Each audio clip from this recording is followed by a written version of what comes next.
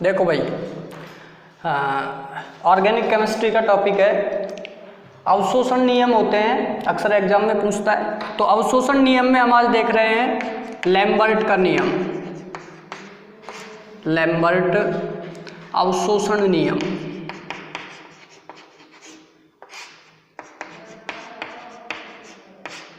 Lambert अवशोषण नियम, ठीक है। अब देखो ये होता क्या है, लैम्बर्ट अवशोषण नियम जो है, लैम्बर्ट ने क्या बताया कि जब किसी प्रकाश विकिरण को अवशोषक माध्यम से गुजारते हैं, यानी कि ये हमने क्या है, एक अवशोषक माध्यम सैंपल सेल ले लिया, ठीक है।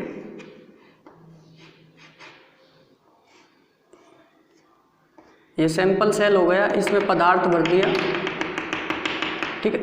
अब वो कह रहा है कि इससे जब किसी प्रकाश विकिरण को गुजारा जाता है तो जो निर्गत विकिरण है, क्या है, निर्गत विकिरण जो है, ये तो आपतित विकिरण हो गई,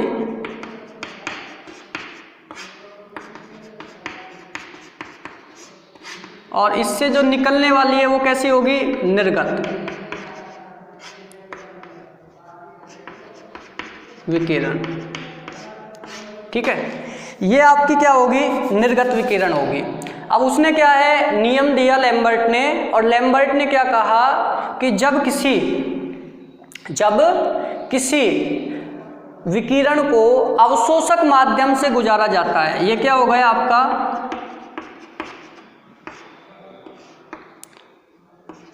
अवशोषक माध्यम, ठीक है। तो उसने क्या कहा, जब किसी विकिरण को अवशोषक माध्यम से गुजारते हैं, ये एब्जॉर्प्शन मीडियम हो गया, तो निर्गत विकिरण जो है उससे रिलेट किया। तो उसने क्या कहा कि जब किसी प्रकाश विकिरण को अवशोषक माध्यम से गुजारा जाता है तो विकिरण की तीव्रता में हुई जो कमी है, यानी कि -di/dx, -di/dx, तो विकिरण की जो तीव्रता में कमी हो रही है वो आपतित विकिरण, यानी जैसे विकिरण को गुजारा तो विकिरण की तीव्रता में जो कमी है वो अवशोषक माध्यम की मोटाई, जैसे जैसे ये माध्यम बढ़ेगा तो इसकी वो भी बढ़ेगी, ठीक है। तो यहाँ पर उसने कहा कि जब किसी प्रकाश विकिरण को अवशोषक माध्यम से गुजारा जाता है तो अवशोषक माध्यम की मोटाई के साथ विकिरण की तीव्रता में जो कमी होती है, किसकी, विकिरण की तीव्रता में जो कमी होती है वो आपतित विकिरण की तीव्रता के समानुपाती होती है, यानी कि प्रोपोर्शनल टू आई। आई क्या हो गई,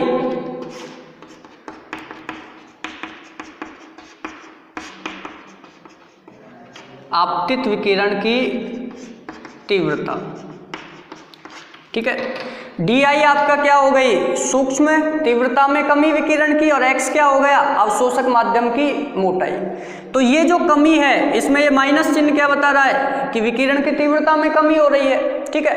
अब देखो यहाँ पर ये क्या है, ये जो विकिरण की तीव्रता में कमी हो रही है इसको हमने गणितीय रूप में ऐसे डाल दिया, तो ये लैम्बर्ट नियम का क्या हो गया, स्टेटमेंट जो है उसका गणितीय फॉर्म हो गया। तो -di/dx इज प्रोपोर्शनल टू आई, या प्रोपोर्शनल हटाएं तो -di/dx is equal to k into I, ये होगा। k आपका समानुपाती स्थिरांक आ गया, k इज इक्वल टू समानुपाती स्थिरांक, ठीक है। अब देखो यहां से हमने क्या किया, इस i को अपॉन में लाए और dx को उधर भेजा, और इस माइनस चिन्ह को भी सामने की तरफ ले गए। तो हम इसको क्या लिख सकते हैं इक्वेशन को, di/i is equal to -k। अब देखो i को हमें इधर ले आए नीचे, तो dx को i की जगह k इंटू dx, ठीक है।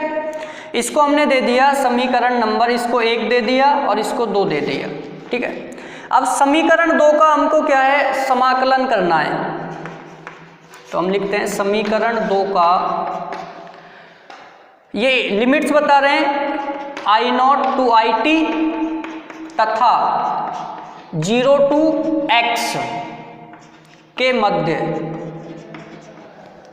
समाकलन करने पर मध्य समाकलन करने पर। तो देखो समाकलन करेंगे तो ये इसका क्या हो जाएगा, D upon I. Integration limits क्या है, I naught to I T is equal to minus के बाहर हो जाएगा, स्थिरांक है, और ये हो जाएगा 0 टू x और ये dx। ठीक है, यहाँ तक क्लियर है हमारा। ये जो समीकरण 2 का इसका हमने समाकलन किया है I naught to I T और 0 टू x के मध्य समाकलन किया, तो इस तरह से लिखेंगे, लिमिट लगाया I naught to I T और D I upon I is equal to minus के बाहर आ जाएगा, कांस्टेंट वैल्यू है, तो 0 टू x dx का समाकलन किया। ठीक है, अब देखो इसका समाकलन करेंगे तो यहाँ ऊपर से मैं हटा रहा हूँ इसको,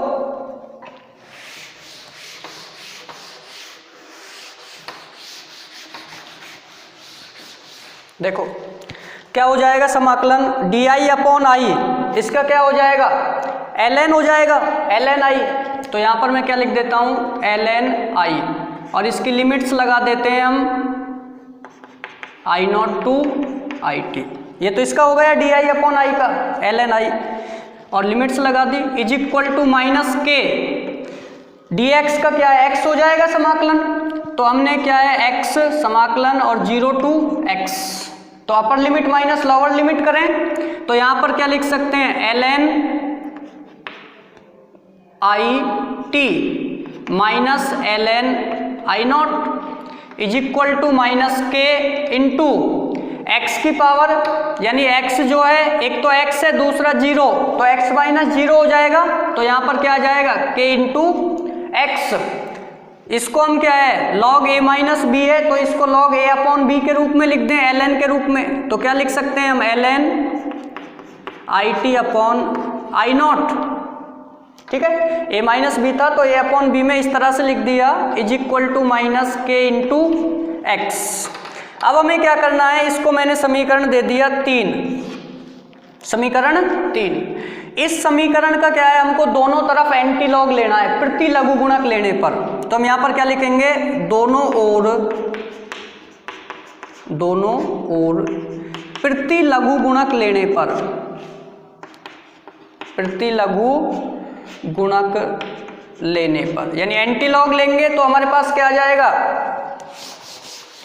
देखो एंटी लॉग हमने यहाँ पे लिया तो इसको क्या है e की पावर में पहुंचा दें, एंटी लॉग में e की power ln I T upon I naught is equal to e की power minus k x, antilog हो गया दोनों ओर। अब देखो यहाँ पर हम इसको क्या लिख रहे हैं, I T upon I naught is equal to e की पावर माइनस के एक्स।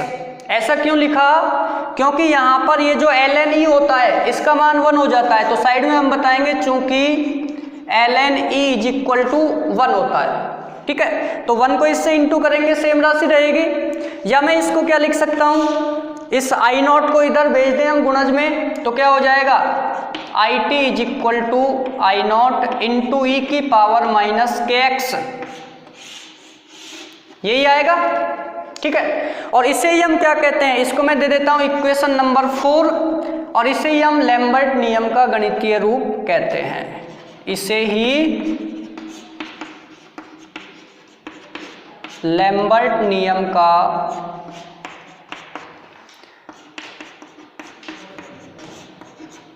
गणितीय रूप कहते हैं।